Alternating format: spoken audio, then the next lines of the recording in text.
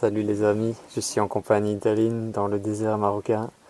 C'est le dernier jour de notre retraite spirituelle qu'on vient de réaliser ensemble. J'avais envie de vous partager son témoignage. Bon, souvent après le désert on est très calme, donc soyez pas surpris si on parle comment on dit? Paisiblement. Paisiblement. Donc Aline, comment tu as ressenti ce séjour en quelques mots? Oula, en quelques mots, ça serait très difficile. Déjà, je ne savais pas trop à quoi m'attendre. Je suis partie avec aucune vision, aucune sensation. Je me suis vraiment laissée aller dans l'expérience. Je voulais vraiment vivre cette expérience et du coup, mais sans savoir vraiment ce que j'allais y trouver. Bon, on a toujours des clichés un peu du désert, sauf que là, ça a été unique. Et même si je te l'ai déjà dit, je te le redis, pour moi, ça a été le voyage de ma vie, quoi. Je m'en rappellerai tout le temps, toute ma vie, vraiment, parce que ça a été vraiment un voyage dans la profondeur, vraiment profondeur dans le sens où voilà, tous ces moments de silence, se faire corps avec la nature, tout ce côté insolite, le désert complet, puis d'un coup, paf, une petite brindille verte, on se demande comment elle fait pour pousser. Voilà, tout ça m'a vraiment, voilà. Et puis des révélations, voilà, des prises de conscience d'être juste là, à sa place, être présent. Ouais. Et voilà, et ce qui était important pour moi, c'est ça, c'est de retrouver mon véritable fort intérieur, quoi, mon guide que je ressens de plus en plus en fait. Et ça me l'a confirmé dans le désert. On a vraiment l'impression qu'il y a une divinité autour de nous et Très présent, ouais. Très présent, ouais. Et puis ces animaux, voilà, le dromadaire, le chien, l'âne, tout, c'était tellement en accord. Super caravane. Ah, c'était une super caravane. Donc là, on a passé en fait 5 jours complets dans le désert. C'est vraiment une immersion totale. Total, ouais. Et un retour à la simplicité. Est-ce qu'il s'est passé des choses un peu inattendues ou spéciales pour toi? Alors simplicité, ouais, je voudrais vraiment souligner le mot parce que il n'y avait pas de place au superficiel en fait, dans tout. Bon, déjà avec le groupe, on ne se connaissait pas. Ouais. Et il n'y avait pas d'étiquette, il n'y avait pas de jugement, on ne savait pas qui était qui. C'était au fur et à mesure en fait que chacun se laissait se découvrir, on va dire ça comme ça.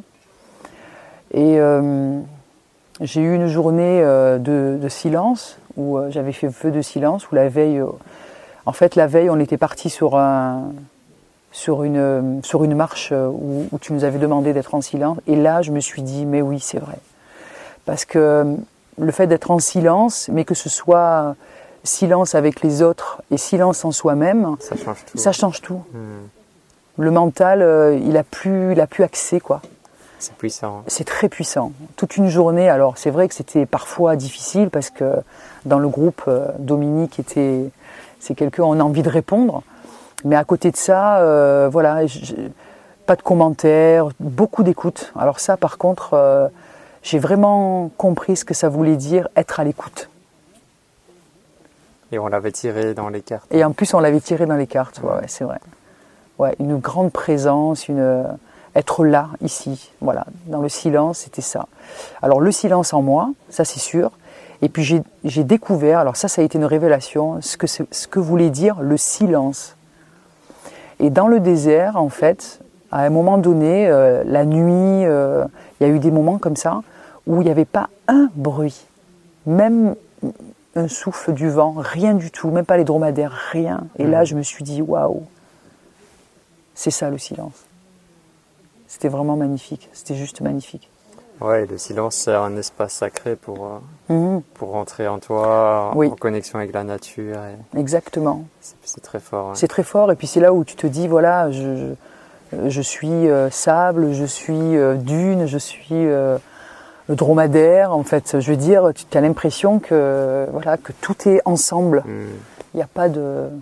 Il y a, il y a un petit mot sur les activités qu'on a fait, les mouvements, les méditations. Alors par contre, ça c'était super, les 5 Tibétains. Alors j'ai trouvé ça génial parce que déjà ça nous réveillait, comme si ça me réveillait mon corps physique. Ouais. Et du coup, ça nous permettait de partir sur un bon pied. Bon, le gainage, c'était pas évident au début, mais finalement, après, on ressentait, avec Mariette, on ressentait bien les muscles, les abdos, tout ça. Et puis, ça nous mettait dans comme si on se recentrait, quoi. Voilà. C'est ça, retour au corps. On a pris pas le petit déjeuner, mais le réveil où c'était un peu bruyant et tout ça. Ouais. Et après, hop, centré. Méditation, non, parce que c'était une sorte de méditation quand même, mine de rien. En mouvement, ouais. Et puis les yeux ouverts, donc quand on faisait les mouvements. Ah non, ça c'était très bien. Je trouvais que ça nous mettait, enfin en tout cas pour moi, ça me mettait vraiment dans l'énergie de la marche. Et puis les méditations qu'on a faites aussi, notamment le voyage astral. Voyage méditatif. Le voyage méditatif, où là j'ai trouvé ça. À la fois c'était que de la visualisation, mais j'avais vraiment l'impression que ça existait, que c'était palpable. Parce qu'on n'en avait pas reparlé puisque j'étais en silence. Oui, c'est vrai. Et c'est vrai que j'avais l'impression, là j'ai tout vu, quoi. La porte, enfin bref, je m'y voyais bien, et dans cette boîte j'ai vraiment mis tout ce qu'il fallait, quoi. Ça c'était énorme. Et puis aussi les histoires que tu nous as racontées en méditation, là c'était vraiment magnifique. Celle de Frédéric Lenoir aussi, j'ai beaucoup aimé. Ouais. Ah non, c'était en fait. Et j'en ai encore beaucoup. Tu m'étonnes. Mais bon, après on peut pas tout faire. Et puis c'était tellement. Ni trop faire. Je veux dire par là, c'était tout était bien cadré. À chaque fois que tu sentais, je pense, que tu sentais qu'il y avait un petit flottement, hop, on se rassemble, tu vois. Il n'y avait pas de place à ce que le mental refasse surface en fait. Et voilà, moi ce que ça m'a appris, c'est ça. C'est-à-dire que par la méditation ou se poser, ça permet pas d'être contre son mental, puisque bon, il est là, il existe, mais en tout cas d'être allié avec lui, de se dire voilà, maintenant on se calme et on va se recentrer, tout ça. Voilà, ça en quelques jours, c'est vraiment quelque chose que j'ai appris, quoi. Et un petit mot sur notre équipe, parce qu'il faut savoir qu'un voyage au désert, ça demande une grosse organisation, une grosse infrastructure. Donc on est parti avec 7 dromadaires, avec 2 chameliers, 2 cuisiniers et un guide. Ouais. Donc ça fait du monde. Et l'âne et le chien. Et alors ce qu'il faut savoir, c'est que dans le désert, on mange beaucoup de légumes. Et c'était génial. Ouais. Et on a même mangé un couscous quand même. Ça, je pensais pas. En fait, je pensais pas du tout qu'on allait manger de cette manière-là. Okay. Et je savais pas exactement quoi, mais je pensais pas que ça allait être comme ça. Et en fait, tout était organisé. Les petits déjeuners copieux, mais à la fois on en avait besoin, comme on faisait quand même 3 heures, 4 heures de marche. Ouais. Il fallait quand même avoir de l'énergie dans le corps, surtout dans les réserves. Mais tout était que de la bienveillance, de l'amour, toutes ces Salah qui est le guide. Alors lui, ça a été vraiment le guide, même s'il était en tête de la marche ou à l'arrière pour nous protéger, il était toujours présent. Bienveillant, joyeux. Oh là là, avec toutes ces histoires, et puis c'est quelqu'un de très très très profond, quoi. Les gens du désert, je pense que les nomades, ils ont des choses très puissantes en eux déjà au départ. J'ai vu que ça t'a touché, ouais. Ah ouais, ça là, il m'a beaucoup touché. Ouais. Il a percé quelque chose chez moi, ouais, vraiment, parce que dans sa complexité de vie qu'il a, il est d'une simplicité. Et puis ce qu'il a vécu, tout ça, c'est un homme merveilleux, quoi. C'est une âme. Ah oui, elle s'est réincarnée des centaines de fois, j'en suis sûr. Et puis l'équipe pareil. Puis le coin le coin avec le feu de bois. Comment on appelle ça, un feu de camp, voilà. J'aurais pas dit. Plein de moments magiques. Plein de moments magiques, et même c'était vraiment génial. Donc voilà. Et dis-moi ton meilleur moment du séjour, s'il y en a. Alors là, faudrait même pas que je réfléchisse parce qu'il y en a eu. Alors, le moment où vraiment j'étais très émue et j'ai pleuré de joie, en fait. Je sais c'est quand on est revenu des dunes. Et on a passé, je crois, 2 heures dans les dunes où il y a eu beaucoup de difficultés. En silence. en silence. Donc quand tu nous avais demandé d'être en silence, c'est vrai que ça nous a fait ça m'a fait du bien. Et là, le fait de me voir donc, dans le silence, avec beaucoup de difficultés, parce que je commence à avoir mal aux pieds, le sable rentrait dans mes chaussures. Donc il y avait vraiment une lutte entre le corps et le mental. Et du coup, vraiment, j'ai vu cette beauté du monde. Pour moi, c'était splendide. J'ai même pas de vocabulaire en fait. Et ça m'a fait... J'étais très émue, ça m'a fait pleurer de joie, quoi. Entre ce ciel d'un bleu que je connaissais pas, cette couleur sable, un sable tellement fin, tellement pur. Et puis marcher sur des dunes où c'est neutre, enfin il n'y a rien, c'est vierge. Ah non, ça a été le plus grand moment de... Enfin, il y en a eu plein d'autres, mais ce moment-là, ça a été vraiment... Il y a des mouches au Maroc. C'est normal. Et des fois, on a un a priori que le désert, c'est comme ça. Là, tu peux peut-être témoigner que chaque jour est complètement différent et qu'on voit... Complètement différent. Chaque jour est des paysages différents, complètement. Des journées différentes. Alors déjà, quand on est parti, ce qui était fou, c'est qu'on a eu du vent. Donc c'était parti... ça commençait bizarre. Ça commençait vraiment très dur en fait, parce qu'on luttait contre le vent, le sable dans les yeux. Même si on avait le chèche et les lunettes, c'était très difficile en fait. Ouais. Bon déjà c'était une première épreuve, on va dire ça comme ça. Bon après on a été récompensé par le bivouac insolite avec ces tagines en train de chauffer en plein désert, c'était énorme. Un âne qui a débarqué alors qu'il n'était pas avec nous. Enfin, il y a plein d'histoires qu'on va s'en rappeler. Hein. Et puis après le lendemain, ce désert vaste où on ne savait pas où était le devant, le derrière, tout se ressemblait. Ouais. Quand on est arrivé au cimetière là et à l'ancien village. Puis après les dunes et puis après de nouveau. Alors moi, ce qui m'avait aussi impressionné, c'est un arbre dans le sable comme ça. On ne sait pas d'où il vient, qu'est-ce qu'il fait, comment il a fait pour grandir.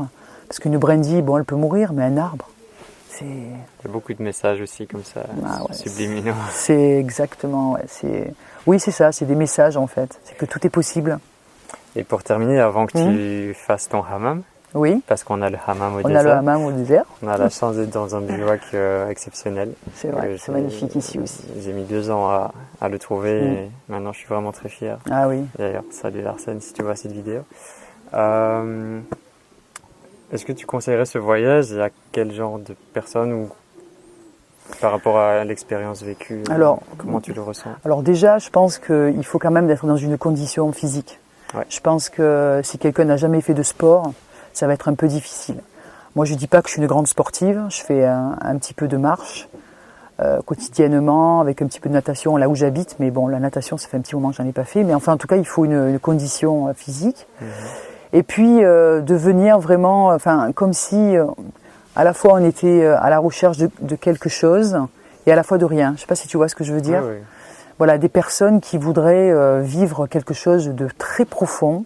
Vivre l'expérience. Vivre l'expérience de la simplicité aussi, parce que tout est simple. Il n'y a pas de toilette, il n'y a pas de douche. On ne s'est pas douché depuis lundi matin. Voilà, nous sommes vendredi. Bon, il y a des lingettes, mais c'est pas la même chose. Mais voilà, c'est ne pas avoir peur de vivre des choses insolites et surtout revenir à l'essentiel en fait. Voilà. Super. En tout cas, merci beaucoup Stéphane. Merci. Toi aussi, je pense que c'est une personne que je n'oublierai jamais. Et puis de toute façon, on reste connectés. Oui. Et ça va être sympa. Merci beaucoup. Merci. Et un dernier petit truc, j'aime bien toujours demander comment tu m'as découvert ou découvert le concept. Alors comment exactement, je ne sais pas, comment tu as apparu sur mon Facebook. Il n'y a pas de hasard dans la vie, donc voilà, Maroc en conscience. La première fois, je t'avais demandé des renseignements, et puis bon, c'était pas le moment en fait. Et du coup, je me suis abonné à ta page Maroc en conscience sur Facebook, et puis aussi ton personnel. Ça fait que très souvent, je voyais tout ce que tu faisais, ça donnait tellement envie, et puis je me suis toujours dit qu'un jour, je ferais un voyage avec toi, et puis j'en ai fait un, mais pas des moindres, quoi. C'était pas le petit voyage. Ouais, t'as choisi du lourd, là. Là, j'ai choisi vraiment du lourd. Mais ça valait le coup, quoi. Ouais. Là, je repars comme si... je repars comme si j'étais nettoyée de l'intérieur. et de l'extérieur, c'est-à-dire avec ce vent, cette pluie qu'on a eue en arrivant, etc. Et puis tout ce beau soleil, cette lumière et tout, voilà, je reviens toute neuve. Et vraiment, excuse-moi, j'ai encore une dernière. Le mot retraite spirituelle, est-ce que tu trouves qu'il correspond à ce que tu as vécu? Absolument. Okay. Ouais, retraite spirituelle, c'est vraiment... Oui, parce qu'à la fois, une retraite, c'est vraiment se couper de son quotidien et voilà, être dans un truc un peu confiné. Ah oui, et ce que j'ai aimé aussi, c'est faire une retraite, parce que j'en avais déjà fait des retraites, mais où on reste dans le même endroit. Ouais. Alors que là, c'était une retraite où tu bougeais tous les jours. Et c'est pas du tout la même chose. Parce que, comme tu dis, tu as un autre décor, mais surtout dans le groupe, tu le vois évoluer différemment. Ouais. Voilà. Et ça, c'était c'est vraiment retraite spirituelle, c'est vraiment le mot. Enfin, c'est vraiment la petite phrase. Donc, si vous avez envie de vivre l'expérience, la prochaine retraite spirituelle, c'est du 18 au 24 mars 2019. Il y a toutes les infos sur marocenconscience.com. À l'heure où je vous parle, il reste 4 places. Donc, je suis moi-même étonné du succès de cette formule. Et donc voilà, bienvenue pour vivre l'expérience authentique au Maroc. Prenez soin de vous, partagez l'amour. Merci. Et à très bientôt. À bientôt. Merci beaucoup. Merci Aline. Merci. C'était beaucoup de bonheur que tu sois parmi nous et ça se fait au dernier moment. Oui, c'est vrai. Et je suis content que tu aies pu participer moi aussi. et apporter ton énergie tout à fait. au voyage. J'aurais pas pu faire autrement de toute façon. Merci Stéphane. Merci beaucoup. Super.